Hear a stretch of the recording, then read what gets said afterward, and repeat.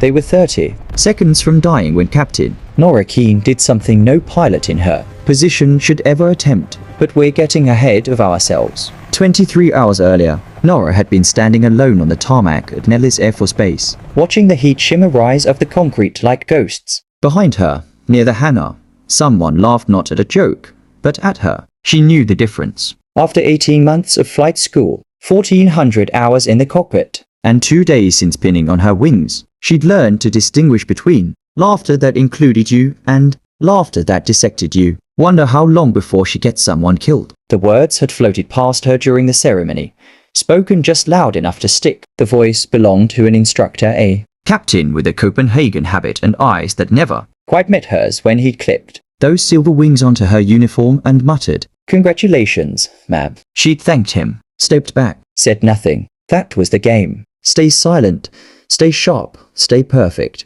Because anything less than perfect gave them ammunition. And Norah Keen had learned early on that some people were always locked and loaded, just waiting for you to step into their crosshairs. Her father had given her one rule before flight school. Don't embarrass me. He'd flown a C-130S over Iraq, a gunship pilot with 3 deployments and a wall of commendations. When he looked at her, she saw pride and doubt fighting for territory in his eyes. She never asked which one was winning. She just made sure she never gave doubt a reason to advance. So when the alert came through at 2,147 on a Tuesday night, a Navy SEAL team ambushed in the Hindu Kush, surrounded, outgunned, and 30 minutes from being overrun, Norah didn't hesitate. She volunteered. The operations room at Nellis smelled like burnt coffee and testosterone. Major Lynch stood over a satellite map, his jaw working overtime on a piece of gum that had lost its flavor hours ago. Red markers indicated enemy positions. Green strobes marked the SEAL Team 12, men trapped in a valley that looked like God had carved it specifically to kill helicopters. Weather was garbage. Visibility near zero. Winds unpredictable. The terrain was a maze of narrow canyons with ridgelines that funneled every bullet,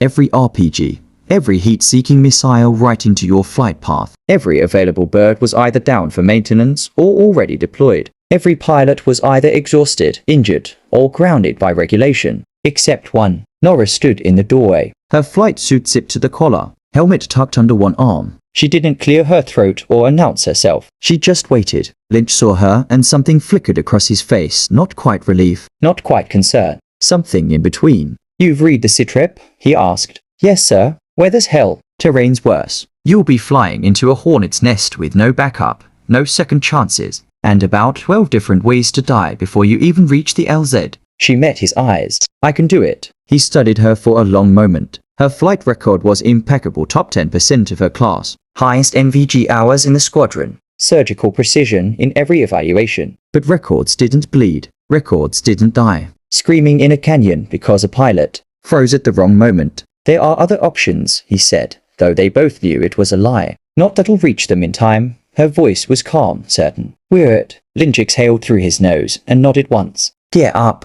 Launch in 30. Senior Chief Travis Rourke didn't like surprises. And a female pilot he'd never heard of showing up to pull his men out of hell qualified as a goddamn surprise. He stood in the ready room, arms crossed over a chest that looked like it had been carved from granite and bad decisions. When Norah walked in, his eyes went to her name patch, then to her wings, then to Lynch. "That's the pilot." Lynch stepped forward. "She volunteered." "I didn't ask if she volunteered. I asked if she can fly." Norah answered before Lynch could. 2 combat rotations, 6 live rescue insertions, 300 hours in mountain terrain, including this exact valley, ran it 6 times in simulation. "I know every thermal, every ridge, every place the wind wants to kill you." Rourke's jaw tightened. "Simulation isn't the same as someone shooting at you." "No," Norah agreed. "In simulation, I don't have 12 lives depending on me getting it right the first time. That's why I'm here." For 3 long seconds, nobody moved. Then Rourke uncrossed his arms.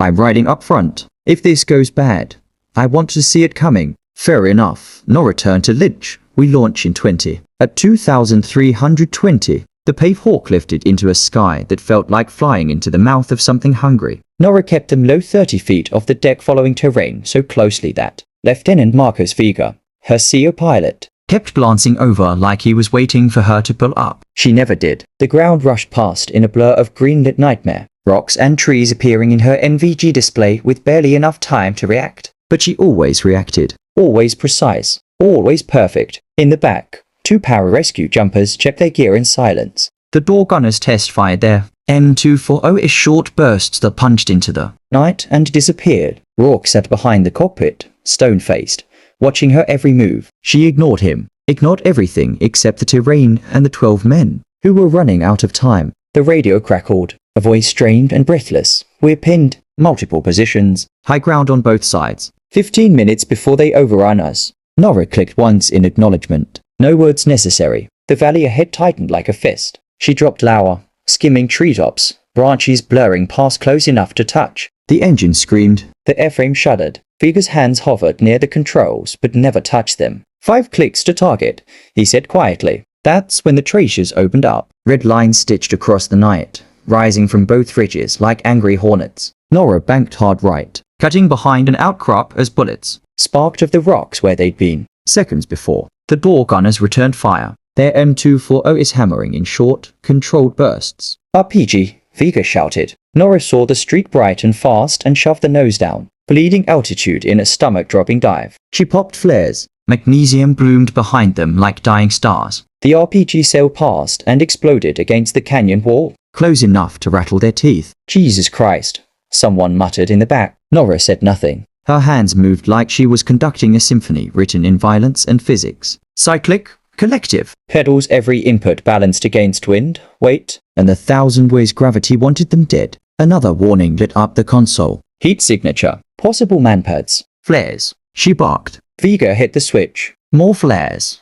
More fire. The threat display blinked but didn't lock. Not yet. She threaded the helicopter through a gap no wider than a 2-lane road. Red lines towering on both sides. Tracers followed them, but missed always a fraction too slow. Too high. Too desperate. Then the valley opened and she saw them. 12 heat signatures crouched behind boulders. One eye strobe blinking like a heartbeat. Rourke's voice cut through the chaos. We're ready. Just make it quick. Norah didn't answer. She rolled the bird left, leveled out, and dropped toward the LZ like a stone with purpose. The landing zone was a postage stamp of flat ground surrounded by death. Bullets pinged off the fuselage. An RPG screamed past, missing by feet, and exploded behind them. The blast wave kicked the tail sideways. Norah corrected with a tap of pedal and a prayer. Too exposed. Viga shouted. We need altitude. Not yet. The skids kissed dirt. The PJs hit the ramp running. SEALs sprinted toward them, dragging wounded teammates. Blood, dust, and gunfire mixed into a nightmare soup. 30 seconds. Viga's voice cracked.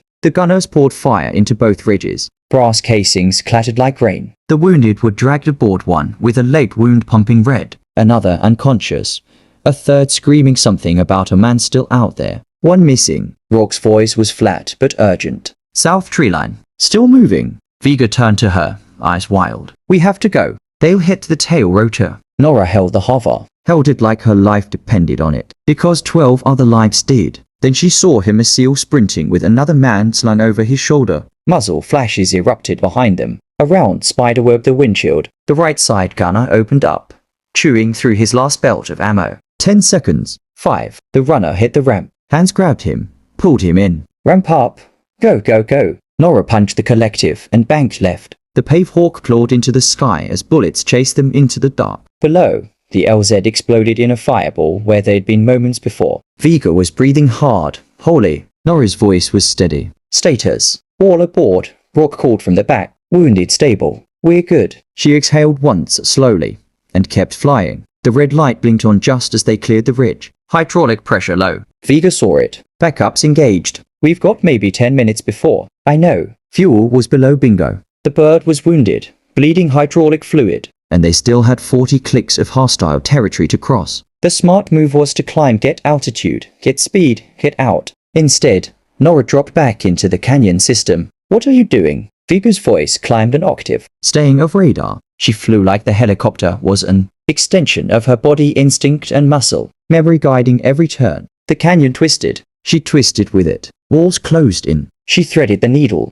Then the missile lock tone screamed in their headsets. Manpads. Viga shouted. No flares left. Norah didn't think. She reacted. Nose down, hard left. Then a violent snap roll that threw everyone against their harnesses. The missile streaked, passed close enough to feel the heat and exploded against the canyon wall. The bird bucked, shuddered, kept flying. Rourke, from the back, his voice tight.